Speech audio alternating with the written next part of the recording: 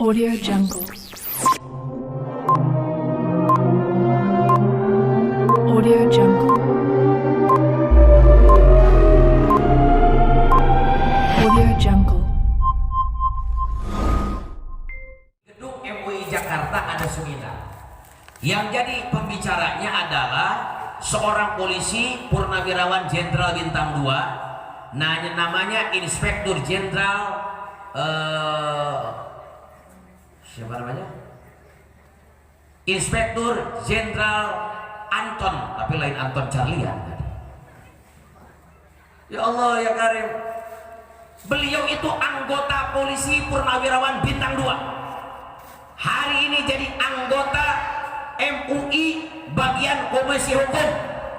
Dan beliau juga adalah penasihat daripada Ikatan Cendekiawan Muslim Indonesia. Saudara, beliau mengatakan bahwa tahun 1950, 5 tahun pasca Indonesia merdeka, jumlah umat Islam di Indonesia 99%. Saya mau tanya, banyak apa sedikit? Muslimnya 99%, kafirnya berapa? Hanya 1%. Barino 1% di keretan, sakeureut Katolik, sakeureut Protestan, sakeureut Hindu, sakeureut Buddha, sakeureut Konghucu, sakeureut Konghuan, sakeureut Sun Gokong, Muslimnya 99%. Itu tahun 1950. Tapi ternyata pada saat reformasi tahun 98, ternyata umat Islamnya kebalik. Ya Allah ya Karim, dari 99% tinggal 89%. Jadi tahun 98 mulai hilang 10%. Bahkan yang paling menyedihkan, di pertengahan Maret 2016 umat Islam di Indonesia tinggal 73% saja. Bayangkan ini yang 73 diadu domba, saudara. Diadu-adu, dipecah-pecah. Makanya hati-hati, jangan mau diadu domba. Walaupun beda ormas, walaupun beda kelompok, walaupun beda madhab, itu adalah saudara kita. Ingat. Nah kita ini kan negeri yang majemuk, yang beda-beda, mestinya saling menghormati, saudara. Keluarga saya itu keluarga majemuk. Kakek saya aktivis Masyumi. Ayah saya anggota Bansar NU saat mudanya. Sekarang hampir 80 tahun, udah sepuh. Dan saya cucunya ketua FPI. Akina Masyumi, putrana Bansar, incuna FPI. Kira-kira agama naonnya? Ya Islam lah. Jadi kita jangan mau diadu domba, saudara. Cinta dengan kelompok boleh, tapi kecintaan terhadap agama mesti lebih tinggi daripada kecintaan terhadap kelompok. Hari ini ada upaya nih, asobia ta'assub. Kalau nggak masuk kelompok saya neraka, kalau masuk kelompok saya pasti surga, kelompok ente bagian neraka. Na'udzubillahi min. Padahal sama-sama ahlus sunnah wal jamaah. Hati-hati saudara. Nah kemudian masalah umat yang kelima adalah at-ta'asubiyah wal infiradiyah. Nah, sikap terlalu membanggakan kelompok wal infiradiyah. Infiradiyah itu aing-aingan, tidak ada kebersamaan, aing-aingan. Yang keenam, al-mudahanah al-ghalibah. Persoalan umat hari ini adalah al-mudahanah, membiarkan kemaksiatan. Nauzubillahi min dzalik. Punten teu saeutik umat Islam anu boga pikiran kieu, di mana aya kiai ngobrol tentang maksiat, lah keun bae atuh, nu penting mah ulah urang. Keun bae tatangga sok marabok oge, nu penting ulah urang, nu penting mah ku angkusakum wa ahlikum naro we. Jika nanti ajengan teh nyamun dalil. Betul, ku angkusakum wa ahlikum naro, jaga diri kalian, jaga keluarga kalian dari api neraka. Betul.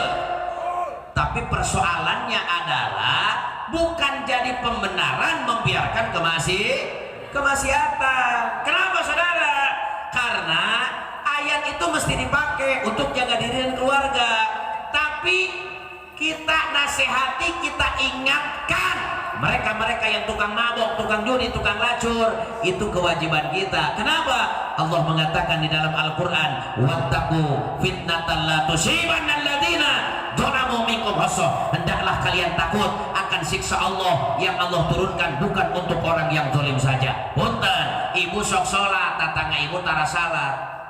Sanajan ibu sok salat tapi tatang ibu tara salat, mun Allah nurunkeun siksa ka tatangga ibu, dabongan salemur jeung ibu kabagean ibu oge. Kan pedah kena anak kanu sok salat ujian, kena anak kanu tara salat nyaeta teguran, tapi da erek ujian oge angre nyeri karasana gabar. Hati-hati. Makanya kenapa front pembela Islam begitu getol di dalam amar ma'ruf nahyil munkar? Kenapa? Giliran ada azab semuanya kebagian. Betul apa betul? Betul apa betul? Allahu Akbar. Hati-hati, hati-hati. Sekarang infirodiyah, aing-aingan, salah. Mestinya jangan begitu, jangan mudahana. Allahu Akbar, ya Allah ya Karim. Kita mesti peduli ya. Saya mau tanya di lemur orang aya jelema nu salat belang betong teu? Ingatkan dong. Lah cenah bae atuh, nu penting mah urang we daek salat, gak bisa begitu. Giliran Allah nurunkeun siksa ka utara salat, tabungan salemur jeung urang kabagean. Saya masih ingat ketika saya masih mondok di Ciamis. Ketika saya mondok di Ciamis, saya diajak oleh laskar-laskar FPI untuk mengadakan razia pelacuran minuman keras yang ada di Taman Raplesia depan Masjid Agung Ciamis. Waktu itu saya turun beserta santri-santri senior. Begitu turun, ada beberapa pelacur yang sedang transaksi pelacuran. Kemudian kita kerjasama dengan Satpol PP, itu pelacur-pelacur disuruh naik ke truk, ke mobil truknya Satpol PP.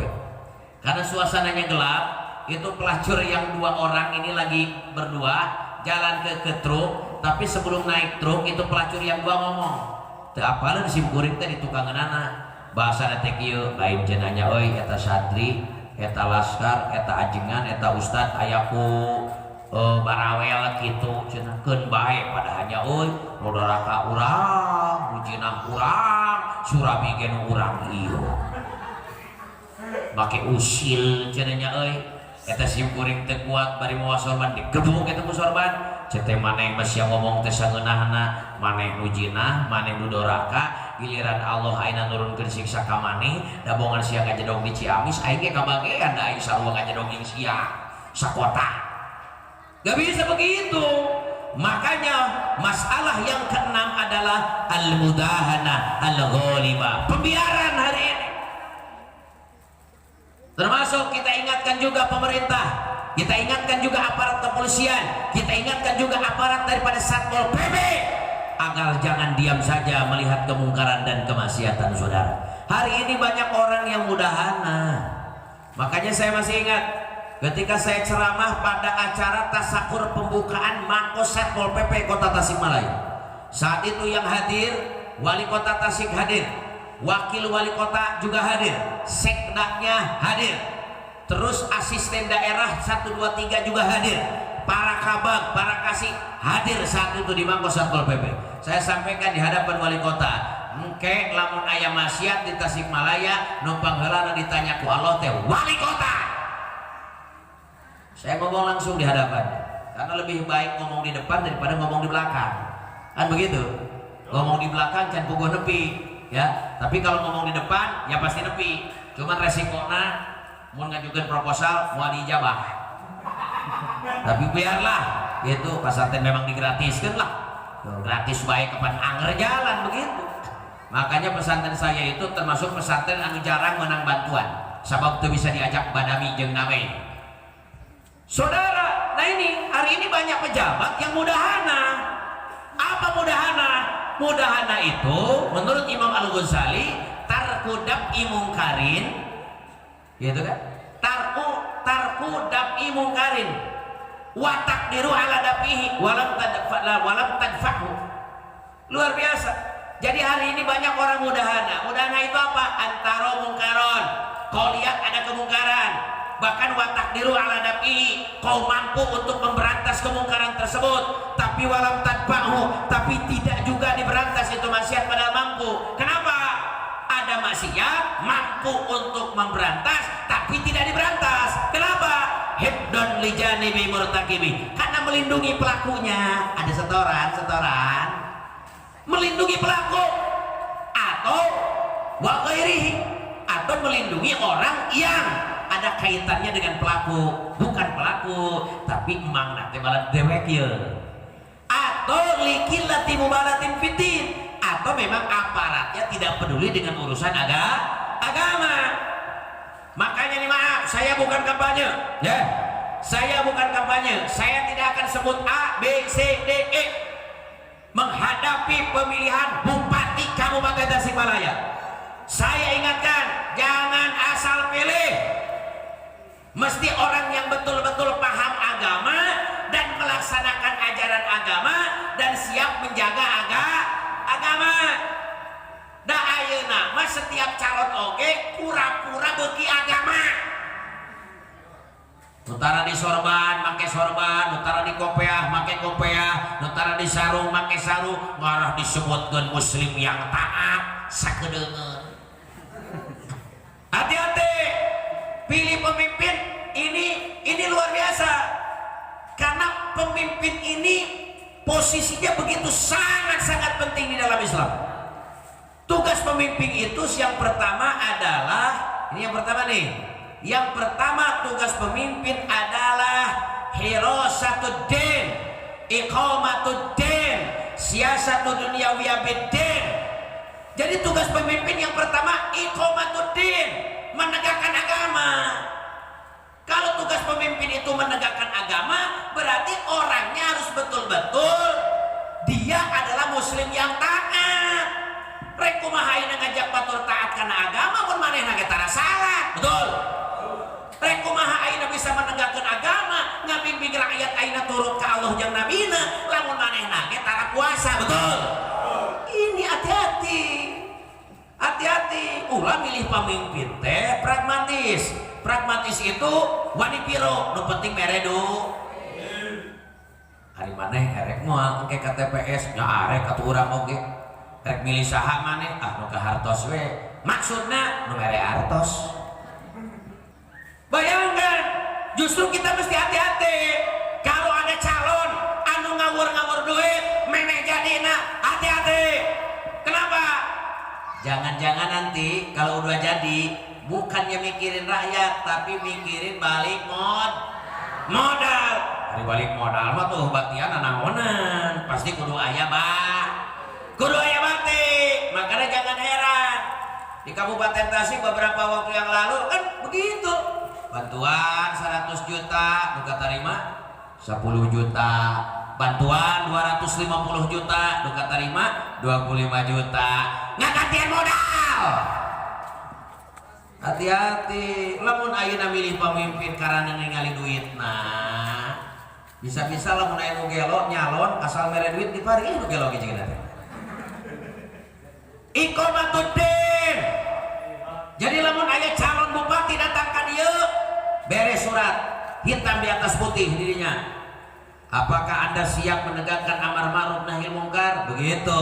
Apakah Anda siap untuk menutup warung-warung cemen di bulan Ramadan? Apakah Anda siap untuk memberantas pelacuran yang ada di Tasikmalaya? Apakah Anda siap untuk memberantas narkoba, minuman keras apapun jenis mereknya di Tasikmalaya? Apakah Anda siap untuk memimpin sholat Jumat? Kalau Anda datang begitu, hitam di atas putih, sanggup tanda tangan. Kalau tidak sanggup, usir. Ieu mah teu datang calon, nu ditanyakeun teh lain amar ma'ruf nahi munkar. Manawi Bapak bade ieu teh aya proposal kaum pembangunan.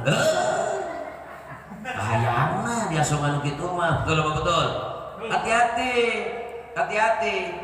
Kenapa? Saya mau kasih contoh ya. Saya mau kasih contoh. Kekuasaan ini sangat penting, Bang. Kekuasaan ini sangat penting. Di Jakarta tuh ada diskotek, ada hotel, ya, ada hotel yang sering dijadikan tempat pelacuran. Karena hotel tersebut sering dijadikan pelacuran, makanya para kiai, para ajengan, para ustadz, para habaib datang ke pemerintah DKI. Saat itu gubernur DKI nanti si Borokokok burangok Ahok hari itu. Minta ke gubernur, Pak Gubernur, ini ada hotel yang dipakai maksiat, dipakai lasur, dipakai zina. Terus gimana? Harus ditutup. Kenapa harus ditutup? Karena menyalahi izin. Izin yang mana? Izinnya kan pemondokan. Kenapa dipakai pengecoran? Menyalahi izin. Terus karena menyalahi izin harus ditutup. Si Ahok ngomong, ya tapi kan di Jakarta bukan cuma orang Islam. Di Jakarta ini juga banyak orang non Muslim, bahkan ada turis yang datang. Kalau mungkin mereka cari pelacur, ya tinggal gampang kita arahkan ke hotel tersebut. Dasar kafir. Tak montong, tak milih pemimpin kafir atau jelema anu ngaku-ngaku Islam tapi kelakuanna teu cager. Nah gitu, mau bisa diajak pada minyak kiai. Akhirnya para kiai, para ajengan, para ustadz, santri turun mengadakan demonstrasi ke pemerintah DKI Jakarta. Tapi ternyata ajengan nepikeun ka peureus ieu genggerong, tapi teu didenge eta ku si Ahok. Angger bae.